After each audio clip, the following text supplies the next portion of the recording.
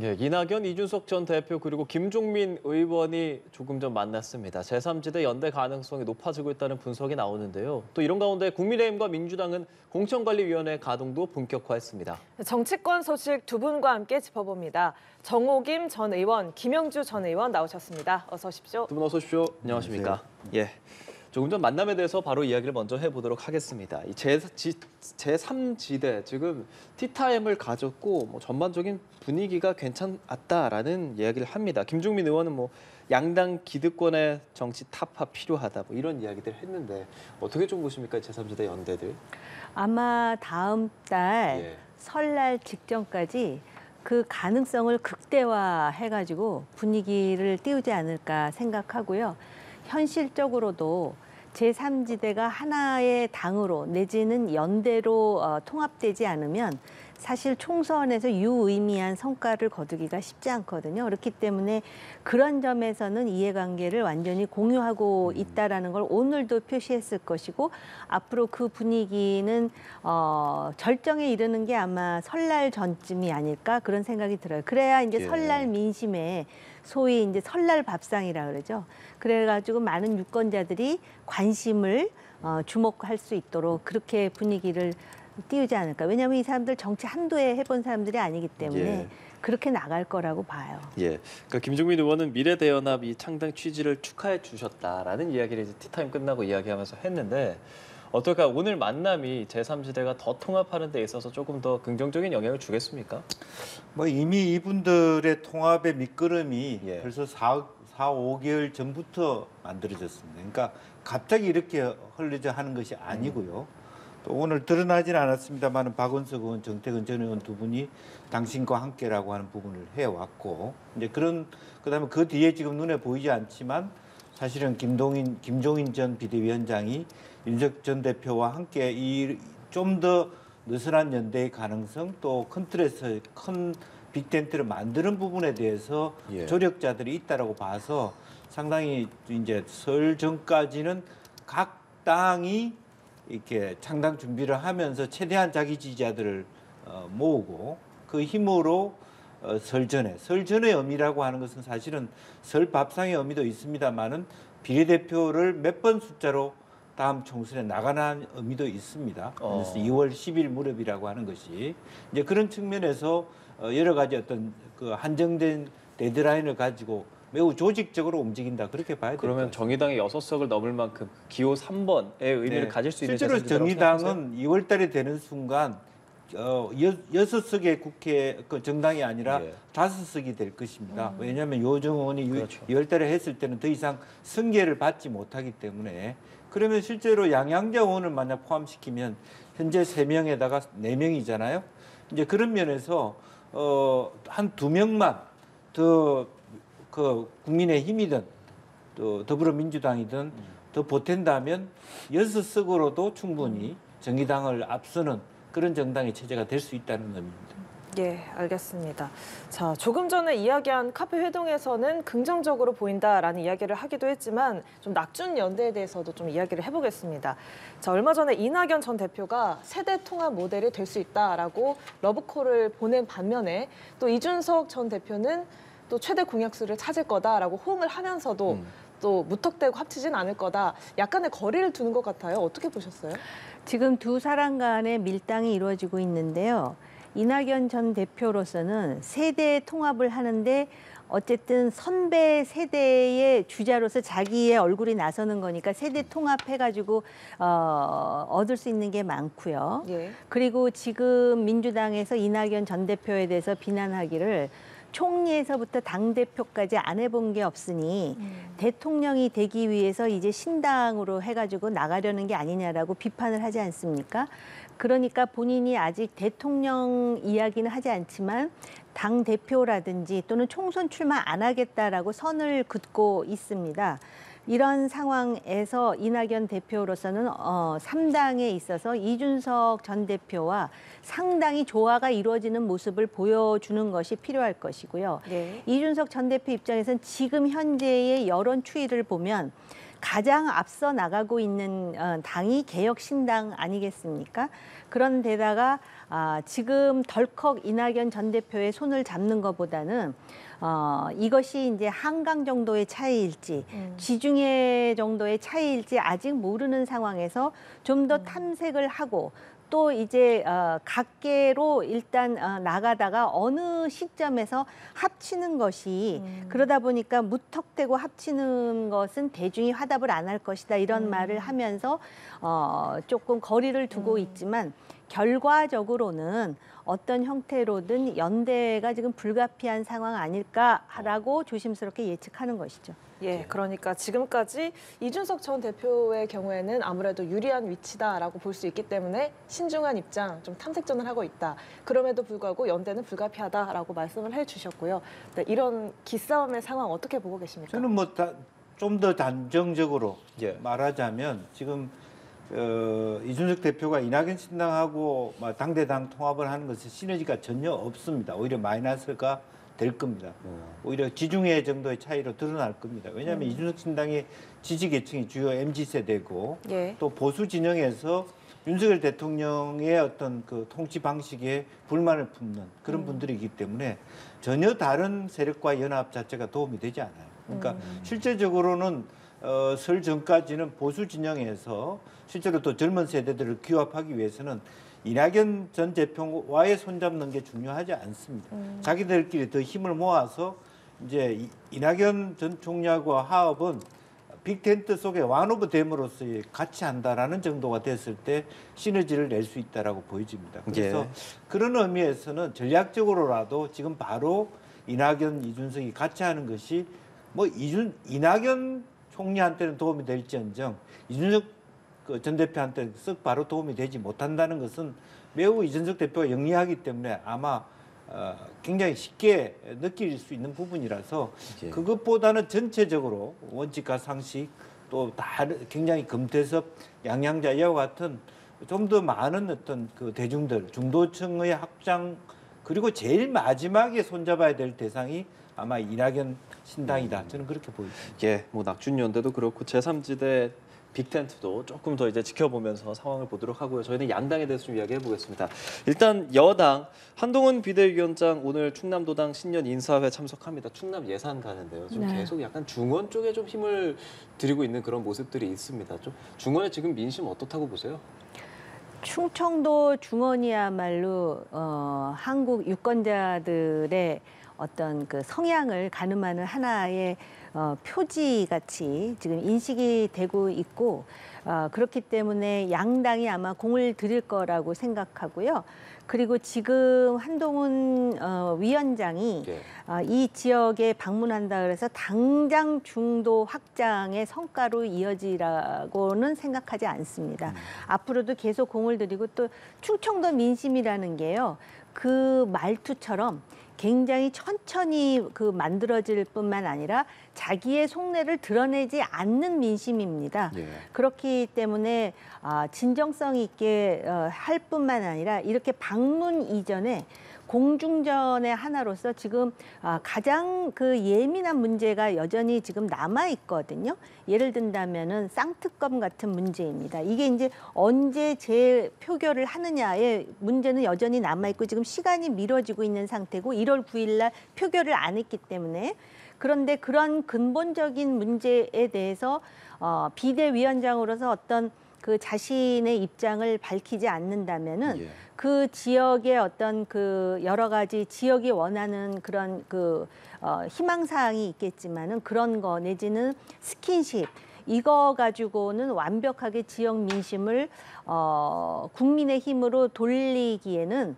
한계가 있지 않을까 그런 우려가 있습니다. 예. 한동훈 위원장 이 충청권의 소구력을 갖기 위해서 어떤 노력을 해야 한다고 보십니까? 그래서 우선은 이제 이상민 의원이 이제 입당을 하셨기 때문에 약간의 어떤 그 파열구를 냈다고 볼 수 있죠. 사실 대전만 하더라도 특히 이제 지난번에 충북을 다녀오셨는데 충남 지역도 어떻게 보면 민주당이 굉장히 강하게 그 말하자면 장악하고 있는 지역이기 때문에 이상민 의원을 중심으로 인해서 하나하나 공략해 가야 된다라고 생각이 들고 또 이 지역은 그래도 이제 윤석열 대통령하고의 관계도 있는 부분이고요. 충남 지역이 이제 그런 부분에 있어서 말하자면 그러한 세를 조금이라도 확장해 가는데 보탬이 돼야 된다고 생각이 들고, 아시는 바와 같이 우리나라의 지형에 있어서 가장 말하자면 바로미터가 되는 곳이 제주도하고 충청도입니다.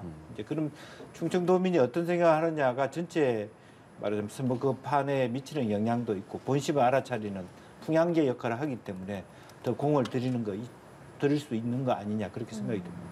예, 알겠습니다. 이렇게 최근 또 부산을 방문했던 한동훈 위원장이 부산 사랑을 드러내고 있습니다. 2008년 그 과거 당시에 사직구장에 방문해서 봉다리를 쓰고 응원하는 사진도 공개를 했는데, 이런 어떠한 한동훈 효과, 정당 지지율로까지 이어질 수 있을까요?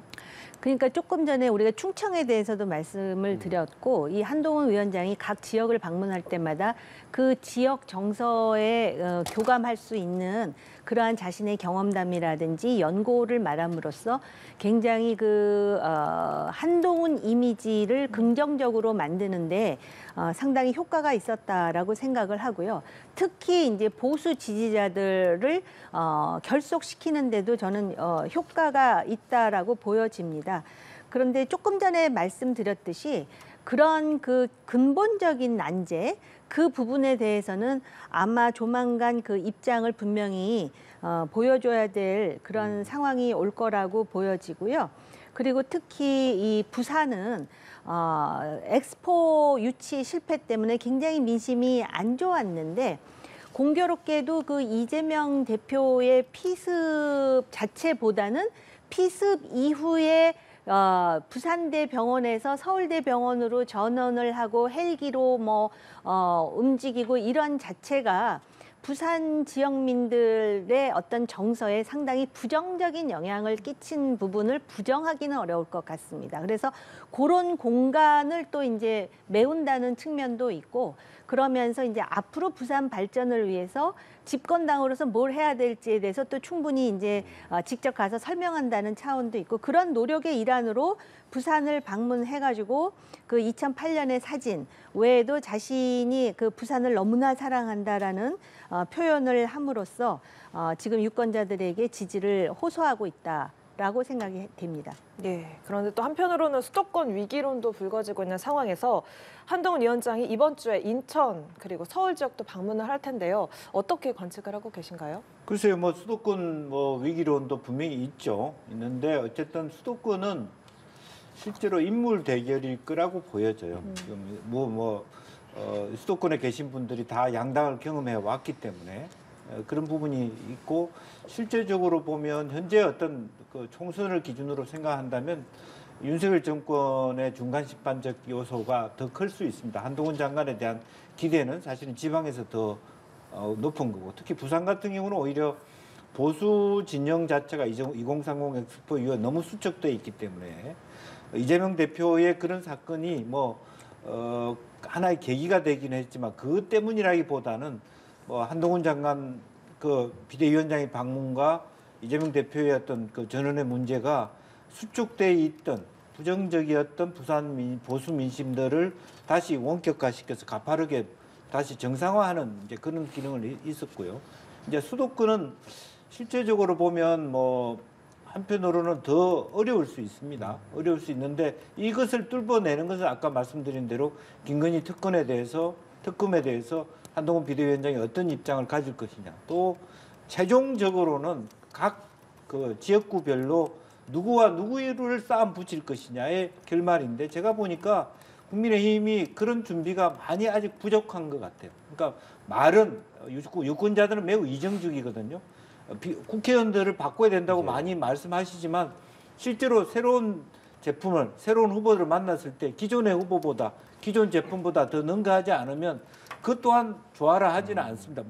무작정 새로운 후보가 온다고 해서 좋아하는 것은 아니기 때문에, 그게 오히려 한동훈 장관이 돌아다니는 것보다 이제부터는 실제에서 누구와 누구를 붙일 것인가의 고민으로 빨리 전환해야 된다고 봅니다. 그래서 이제 출범하는 이 공관이 본격 가동되는 이 상황이 좀 중요하게 될 텐데, 다만 지금 국민의힘은 멋진 공천, 공정한 공천을 하겠다라고 했는데 아무래도 좀 이철규 위원장이 이제 네. 들어오게 되면서 여기에 대해서 윤심 공천에 대한 좀 우려도 좀 있고요. 당내 지금 분위기 어떻습니까? 그 이철규 의원에 대해서 제가 그 평론할 때마다 참 이야기를 예. 많이 하게 되는데요. 그 윤심 공천에 대한 우려에 대해서 한동훈 위원장이 그건 기우다. 그러면서 멋진 공천, 쿨한 공천, 공정한 공천을 얘기하잖아요. 근데 이 수식어를 보면은 구체적이지 않고 굉장히 추상적이잖아요. 멋지다, 공정하다, 쿨하다. 결국은 이제 결과로서 이야기가 돼야 될 것 같은데 지금 그런 우려가 그러면 과한 것이냐? 그건 아니지 않습니까? 지난 그 강서구청장 보궐선거에서부터 그 소위 이제 친윤 할 때 이제 정말 명실상부한 찐윤이 이철규 의원이다. 이게 지금 사실이든 아니든 그렇게 인식이 되고 있는 상황이기 때문에 결국 공천의 결과로서 그게 기우였고 정말로 대중들이 생각할 때 멋지다라고 판단할 수 있는 공천이 되기 위해서는 실제로 지금 우려하는 것에 반대로 가야 되지 않겠습니까? 그러니까 검사 출신들 덜 공천하고 또 대통령실에 있는 사람들 생각보다 훨씬 적게 공천하고 그다음에 이제 인재 영입이라 그래가지고선 굉장히 스펙이라든지 또는 어떤 그 자격이라든지 또는 유명한 그런 사람들을 많이 이렇게 영입을 하는데 이게 총선 때마다 그래 왔기 때문에 그것에 대한 그 임팩트는 그렇게 크지 않는 것 같아요, 사람들이.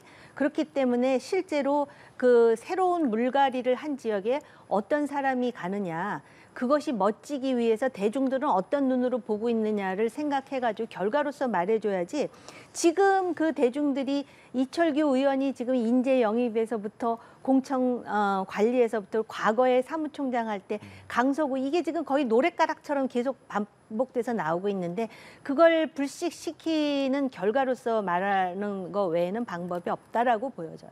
예, 이 국민의힘에서는 현역 의원 물갈이 비율이 인유한 혁신에서 제시했던 것보다 더 엄격한 기준, 그러니까 20% 플러스 알파가 될 거다라고 이야기를 하고 있는데요. 공천 결과 나오는 시기 설 연휴 전으로 예상해봐도 될까요? 아니 그런데요. 설 연휴가 아마 이제 피크일 것 같은데 20% 이상 바꾸는 게 중요한 게 아니고 네. 그 바꾼 자리에 누굴 갖다가 이제 채우느냐 그 인물이 그걸 더 볼 중요하다. 거예요. 예. 유권자들이. 그러니까 20% 물갈이 되기 전에 이제 신당으로 갈 사람도 있을 거고요. 그렇기 때문에 지금 신당 하겠다고 하는 사람들이 6명 마지노에 대해서 그렇게 어렵다고 생각을 하지 않는 부분입니다.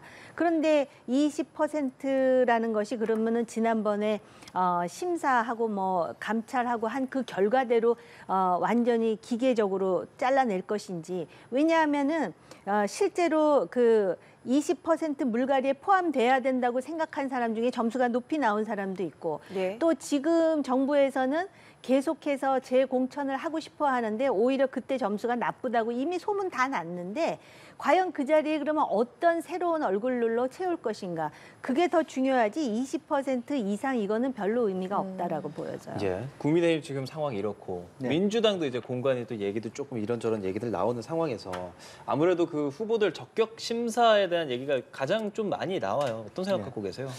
뭐 이미 이제 여러 가지 민주당의 경우는 더 걱정이 많죠. 실제로 보면 뭐 최근에 현근택 변호사에 대해서 이재명 대표와 정성 의원이 나눈 문자도 그렇고 어쨌든 공식적으로 어떤 친명에 대한 대대적인 공천, 뭐 어쨌든 경선을 통하든 단수 공천을 하든 뭐 전략 공천을 하든 그런 것이 더 많이 구체화될 것이라고 보여지는데 다 문제는 시기적으로 현역에 대한 공천은 아마 설 전에 하기는 어려울 것입니다. 설 전에 양당 모두가 현역에 대한 뭐 20%든 15%든 컷오프를 하면요. 실제로 보면 그 제3지대 정당이 뭐 기호 3번의 문제가 아니라 원내 교섭 단체로 출발할 수도 있습니다. 수명의 현역 의원이 있는 정당으로 제3지대가 만들어질 수도 있습니다. 그러니까 양당에 10명씩 간다는 게 그렇게 어려운 문제가 아닙니다. 실제로 다는 뭐 다 친윤, 친명 뭐 이렇게 하고 있습니다만은 실제로 보면 예를 들건데 이낙연 총리에 대해서 공식적으로 출당하면 안 된다라고 하는 의원의 이름을 올리는 게 126명이라면 사실은 40명 정도, 50명 정도는 침묵하는 의원이 있지 않습니까?